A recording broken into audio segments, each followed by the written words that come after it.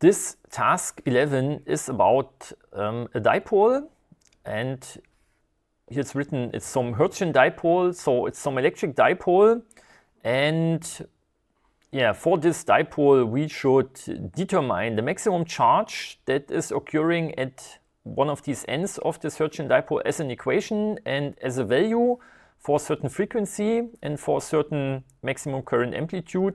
And then this dipole has a certain length of 1 meter, and then we should also calculate radiation resistance, voltage drop across this resistance, and the necessary capacitance at the ends of this dipole, or at the end of this dipole elements, that would be required to achieve a uniform current distribution along the wires.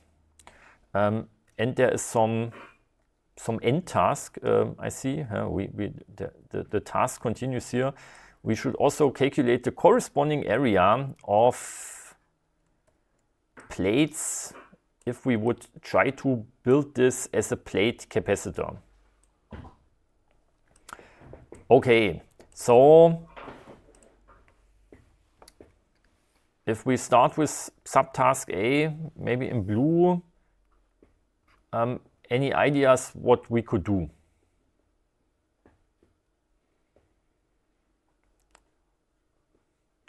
We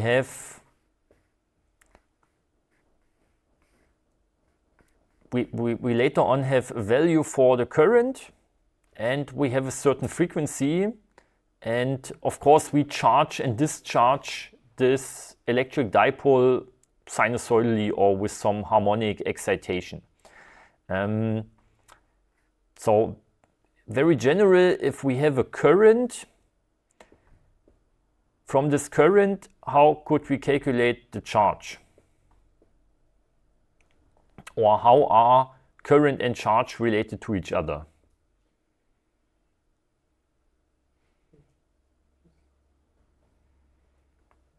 So if we say charge is Q, and if this charge is changing over time, we will say, okay, it's a function of time. And yeah, and so we also have a current, and the current we will call I of t, and this will be also a function of time. So how are current and charge related to each other? dq by dt, exactly. So if the charge changes over time, if we have some time derivative of the charge, then there will be a current. Okay, so the other way around, we could say, okay, the charge is the integral over the current time function integrated over time. And we can do this in this very general way, or we could also say we start to integrate at a certain time, we integrate until some end of time, then this end of time until which we integrate, this will be the time in our time function here of the charge. And this is our integration variable here, so this is a different t, and then we also need the charge at this start here where we start to integrate. So this would also work. Okay, and yeah, so if the Hertzian dipole, if the current flow through this is some harmonic function, how could we write down this harmonic function? Yeah, with some sine or cosine function with this amplitude, and then with an angular frequency that depends on the frequency that we have given here. And so now if we take a look at the lecture slides that I've also opened up here in my browser. So this is this electric dipole element. So it's just a wire. We would need to have some source at the center to generate a current. And then the assumption is that the current density all along the wire is constant. And if the current density all along the wire is constant, then it's from a mathematical point very simple, or not very simple, but it's possible. It's possible to calculate the field around, the near field and the far field, and all in a very exact way. And I mean, this is presented in the lecture slides. This is this Heinrich Rudolf Hertz guy who found out about, or who experimentally showed that electromagnetic waves exist, and that, let's say, built somehow the first transmitter and receiving antenna and so on. And so here we have these, the phases. So at the beginning we have, or let's say at least in this schematic, at the beginning we have maximum current but no charge. And then, of course, if this is getting positively charged, this is getting negatively charged. So at the second phase we have no current anymore but maximum charge, and then it will discharge once again, or the source in the center will push a current in the opposite direction. So we get current is increasing, we have no charge, and then we build up a maximum charge in the opposite direction. This is the way how it works. And this is a little bit the field pattern. There are probably better simulations outside how this works, and this would be this practical realization to get a constant current density or constant current amplitude over the length of the wire by having large capacitor plates at the end, so where the current can distribute. And then, of course, the current needs to close over some displacement current via the electric field from one plate to the other. And yeah, so if you don't have these plates, then of course the current at the end of the wire must be zero, because there cannot current continue to flow after the wire. And so then you get a different current distribution. I think there is some, yeah, so these are the formulas for this, and we will not further discuss them, but at least the advantage is to write them down in some analytical way, how the field, electric field and magnetic field components behave close to this. What is the field impedance? What is the near field and far field? Fresnel and Fraunhofer region, where is this border between the near and far field, and how to simplify these equations in the near and far field. This is what all has been discussed, and you can do the same thing for a magnetic dipole. And now let's look for this table that I'm looking for, which is here after the distance conversion thing, and after other antenna parameters are discussed. And here is this corresponding table. So for an electric dipole, we assume that the current distribution is constant over the length of this wire. And this makes it not easy, but it makes it possible to calculate, and you get certain parameters for this. And a real dipole antenna, a short dipole without this capacitive top loading, would get this current distribution. So that, of course, the current at the end of the wire must be zero. The current at the end of the wire must be zero. And in between, current can close over the electric field. And so then you get this triangular current distribution. And it would be much more difficult to solve this from a numerical or from a mathematical point of view. But at the end, you get fairly, if you do it, you get fairly similar parameters. So that's the idea. This is not very physical, let's say, but it's practical from a mathematical point of view. And the more physical way is this. It's more difficult to solve from a mathematical point of view, but it behaves at the end, it behaves quite similar as this one here, as you can see, because these yeah, except for some numbers, but these parameters are quite similar. That's the thing. Okay, and so going back to the schematic that we had before here, with our dipole phases, this one here. So if we have maximum current at the beginning, then current goes to zero, then we have maximum negative current, and then current goes to zero back again, and then we would once again get maximum current. So what is the time function of the current that we have here? So some harmonic function, but that starts with a maximum. Cosine, exactly. So we can assume for our current function, here we assume that it has this amplitude I, the I with the head, and then some cosine function that depends on omega and t. And omega, our angular frequency, we get from 2pf of the regular frequency. Okay, and so then we can use this here, our function for the charge. And we would now need to integrate this over time. So this does not depend on time, so I will directly write it in front of this integral, and then we get the integral of cosine omega t integrated over t. And let's really do it with this borders that we say, okay, from 0 to t, and we need to have also the charge, maybe with a lowercase letter, the charge at time 0. And looking back, what is the charge at the beginning? It is also 0. So we can say, okay, the charge at the time 0 is also 0. We can neglect this in our equation. Okay, so how to continue?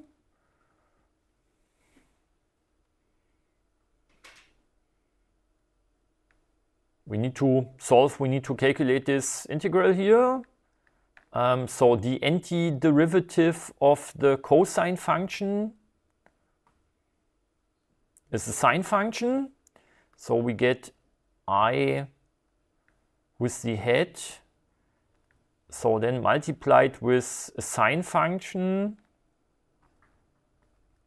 sine of omega t, and we somehow need this in the borders or in the limits from 0 to t, and this is really our t prime here.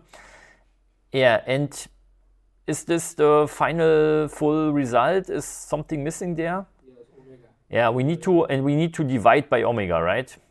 Because we have some nested function. If we calculate once again the derivative of the sine function, we will get cosine function, but we get some multiplication with this inner derivative omega, and so we need to divide by omega when calculating this integral. Okay, and so now we can just insert the limits, upper limit minus lower limit, and so we get I hat divided by omega multiplied with sine omega t, and minus the lower limit, but it's 0. Sine of 0 is 0, so we can also neglect this in our equation. So now we have determined the charge as a function of time, and so now the question is, what would be the maximum charge that I will denote with a q with the head. So let's say maximum charge is q with the head. What is q with the head? What is the maximum charge that we would get from this equation? Yeah, just the factor that is in front of the sine function. So it's just this current divided by omega. Okay. So I would say this is the solution of subtask A. We have an equation that allows us to calculate this maximum charge. And it's current divided by angular frequency.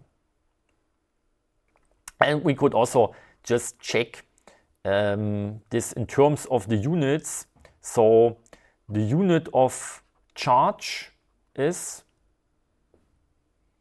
what should be the unit of charge? It should be Coulomb, and Coulomb can also be written as ampere second, exactly. And so this should be the same as the unit of the current divided by the unit of the angular frequency.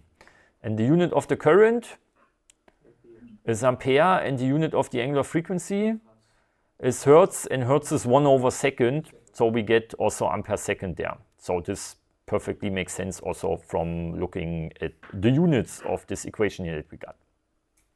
Okay, questions so far? Okay, so then I think subtask B is very simple, or should be very simple, because we just calculate this with values. So let's say this is subtask B here. We insert values. We say the current is 1 ampere and the frequency is 1 megahertz. So we have 2 times P times 10 to the power of 6 hertz, and hertz I will write as 1/second. And so, yeah, 2 times P is approximately 6. 1/6 is something like 0.16. Yeah, and P is a little more than 3, so we get a little less than 1.06. And 10 to the power of 6 below the fraction bar in the denominator is like 10 to the power of -6 in numerator, or 1/mega is micro. So we should get something like 0.159 maybe micro ampere second, or micro coulomb. And of course, as usual, I will use Octave here to do the calculation. So make this window a little smaller. Say our maximum current is 1 ampere, frequency is 1 megahertz, and omega is 2 times P times F. And then Q max, the maximum charge, is the maximum current divided by our angular frequency omega. And maybe this, if I multiply this with 10 to the power of 6, then I get it in micro. So it's, as said, something like 0.1592 microcoulomb. And yeah, is this just a few? Is this a lot? What would you say?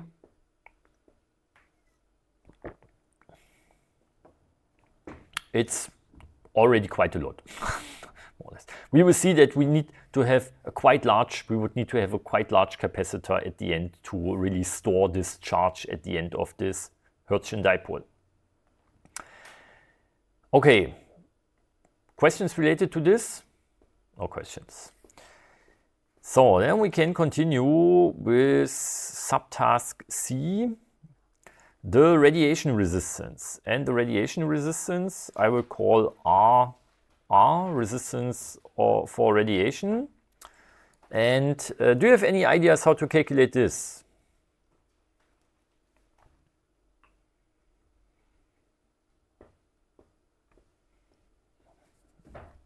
So the answer for this is just hidden somewhere in the lecture slides. And I think I need to go down once again to this table that we had just seen. And inside this table, there is this radiation resistance. And for the electric dipole, it's this formula here. So I think I can also just copy it. And we can paste it here. And so there's a factor of 2P over 3. Then there is some eta. There is an L, which is the length that we have here, 1 meter. And there is some lambda. So maybe we start with lambda. What is lambda? Lambda is usually the wavelengths, exactly. And so how can we calculate the wavelengths? C by F, exactly, because C is lambda times F, so lambda is C divided by F. And C is approximately, maybe let's write it like this, but for EMC applications this is more than exactly enough. So 3 times 10 to the power of 8 meter divided by second, and our frequency is 1 megahertz, which is 10 to the power of 6, 1/second, or hertz. So the seconds will cancel each other, and 10 to the power of 8 divided by 10 to the power of 6 is 10 to the power of 2. And so we get 300 meter at the end. And this is also, yeah, the wavelengths for 1 megahertz.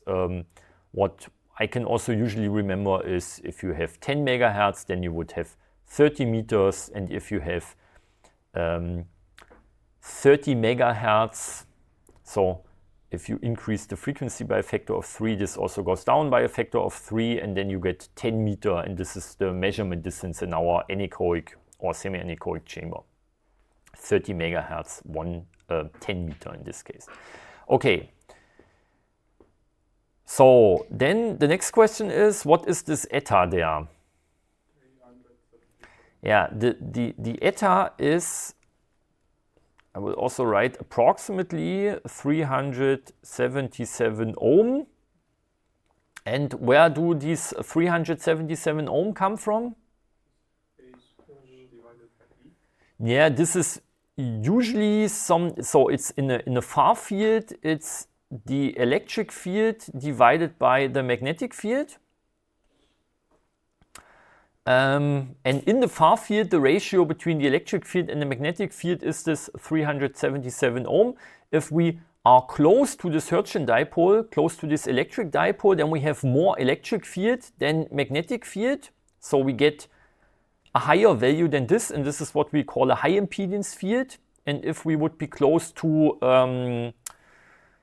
the magnetic dipole, let me scroll up some slides to the magnetic dipole, which was somewhere here. So the magnetic dipole is just a ring where we have the same current all over this ring. And so close to this ring, you get much more magnetic field than electric field. And so if you, in this case, calculate this wave impedance, small electric field, high magnetic field, you get you get something that is much lower, you get a low impedance field. And in the far field, it's the same. So this is also somewhere printed in the slides here. This is the magnetic dipole, and this is this wave impedance. So if you are in the near field, the electric dipole has a high impedance field, the magnetic dipole has a low impedance field, then there is this transition region, and in the far field, they both have what is called here gamma 0 is the same as here is 100, here's 1000, so here somewhere in the center is the 377 ohm. And because it has the unit ohm, it's called an impedance. It's not really an impedance, it's the ratio between electric and magnetic field component. And so these field strengths here, they of course also depend on the medium. And in our case, the medium is air or is vacuum. And so how could we calculate this intrinsic free space wave impedance of 377 ohm also from the parameters of the medium?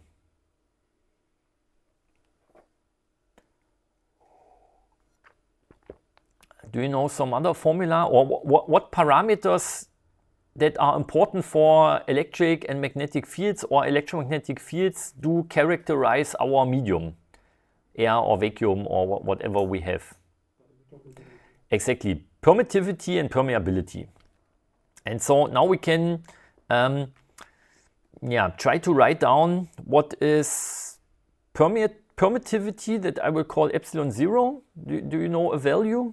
8.85. Exactly, 8.854 times 10 to the power of minus 12. And then the unit is?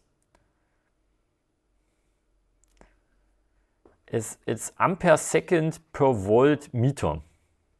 And so the mu 0 is not exactly, but approximately, but okay, this is also just approximately here. So this is 4 times p times 10 to the power of minus 7, and the unit is? It's volt seconds per ampere meter. Because this is something like charge divided by voltage and per meter. So this is like farad per meter, and this is like magnetic flux divided by the current that generates the magnetic flux, and also some meter. So this is Henry per meter. And so now the question is, what would we need to do with these units or with these quantities to at the end get volts per meter, to get volts per ampere, to get ohm here in this case. So yeah, how can we calculate the eta from mu and epsilon?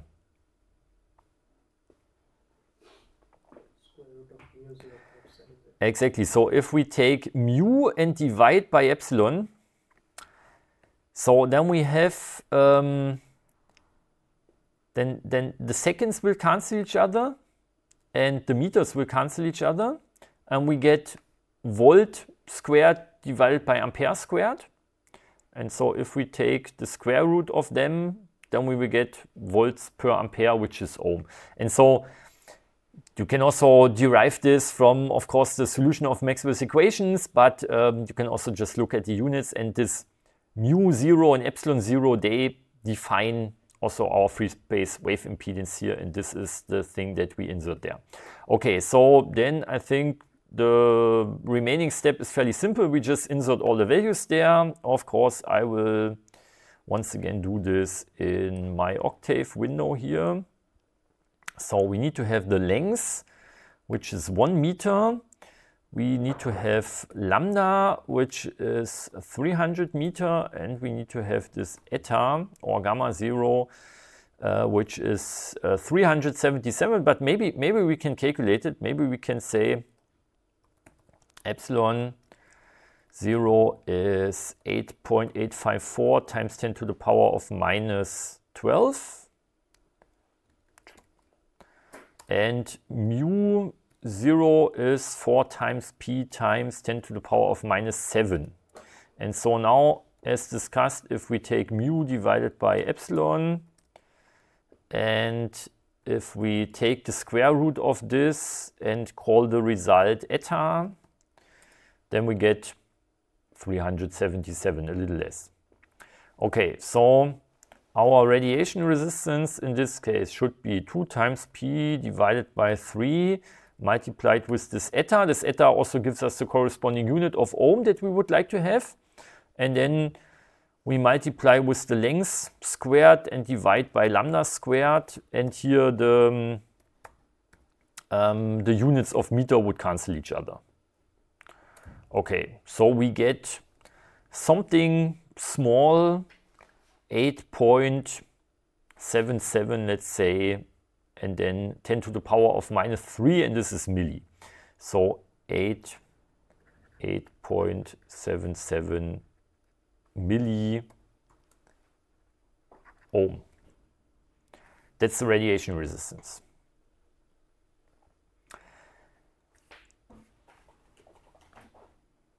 Which questions do you have so far? Okay, then we can continue with subtask D. And I still have some space left before I need to change the slide here. Now we would need to calculate the voltage drop across this resistance.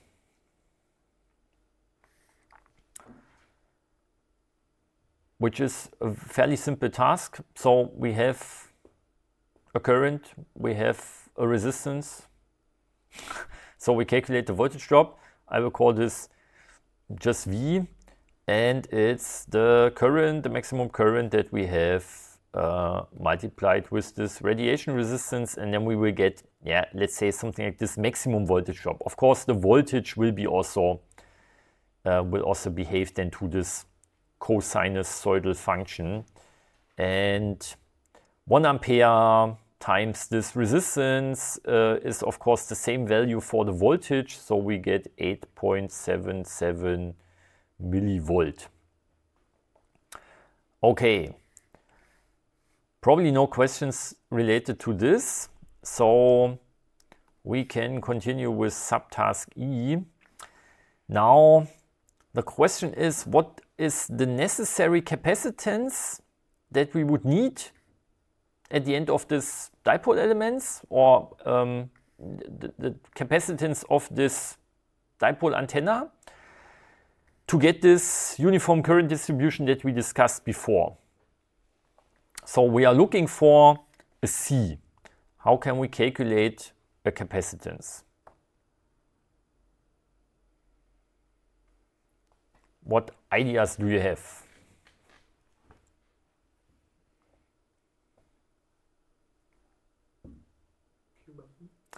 Yeah, so we can say that capacitance, the definition of capacitance is charge that is stored, or I will once again use this lowercase q here, charge that is stored divided or normalized to the voltage that we need to accumulate this charge.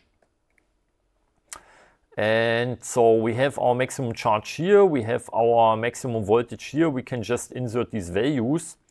And I will not write them down once again. So I will say V max, the maximum voltage, is the maximum current that we had multiplied with this radiation resistance. Then of course I get the same value. And so then I can say C, the capacitance, is the maximum charge divided by the maximum voltage. And this I will maybe multiply with 10 to the power of 6, so we get 18.154, and then it's microfarad, sorry. And yeah, does this make sense? So we have something small here. We also divide by something small, so it gets a little larger. This is approximately 1 over 100 or maybe 1 over 120. So we take this, multiply it with 120 or so, then we get to this. Makes sense. Okay. So then we know the capacitance. Now the last step is, what would be the corresponding, and I'm short of colors, so I will use blue once again.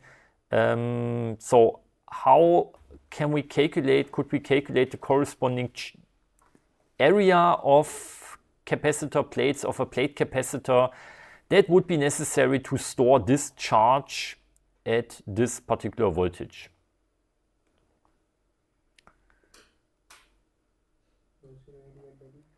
Yeah, so the capacitance here also depends on epsilon 0 multiplied with the area that we are looking for and divided by the distance between the plates, and the distance between the plates is the same as the length of the dipole.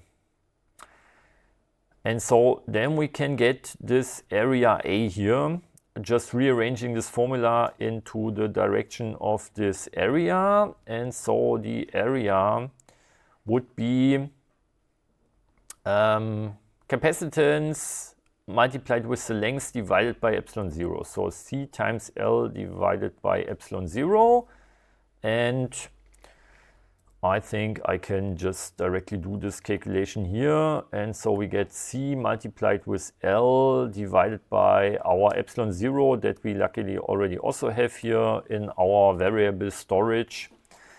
And so we get 2.05, let's say 2 times 10 to the power of 6. And yeah, so I will write this down, 2 times 10 to the power of 6, and then we need to think about the units maybe. So the unit of the capacitance is farad, and the unit of the length is meter, and the unit of epsilon we have here is ampere seconds per volt and meter. And maybe I go back here. Maybe I will leave it with this color. So ampere seconds divided by volt is the same as is same as farad. So here I can also write farad per meter.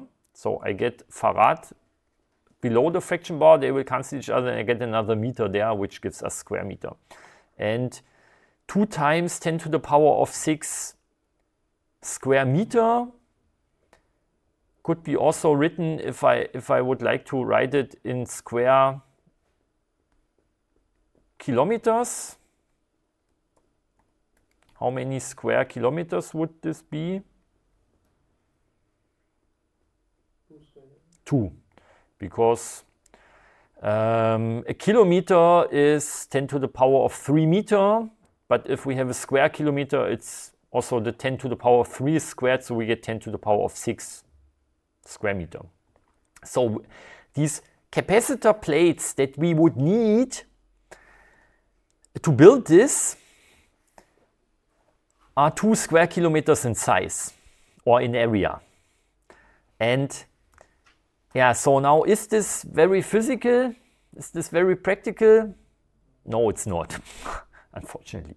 Yeah, and so of course you can now discuss the solution, and of course everything depends on this radiation resistance here, because if this radiation resistance would be larger, then you would also need, or you would get more voltage. If you have more voltage, you get less capacitance, and then you get less area.